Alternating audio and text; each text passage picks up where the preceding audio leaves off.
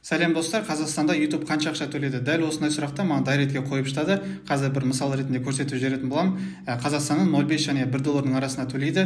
Егер де сізде одан аз болатын болса, сіздің демек видеоңыздың минуты аз. Егер де видеоңыздың минуты 8 минуттан асатын болса, ол кезде реклама көбірек шығып, ол кезде доход көбірек болады. Қазір бір мысал ретінде қазақша каналымды көрсетіп жіберейін. Мінекей осы видеода VN программасы туралы, монтаж программасы туралы түсіндірдім. Бұл жерде 55 просмотр жиналған және доход $45. Байқасаңыздар, мына жерде ешқандай орысша айтқан кезде спад жоқ, тек тұрақты көтеріп отқан себебі бұл сұранысқа ие видео болғаннан кейін.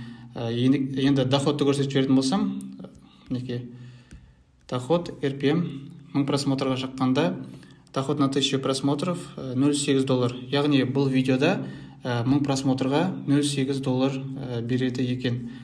Трафикті қарасаңыздар, көбінесе поисттан келіп отыр.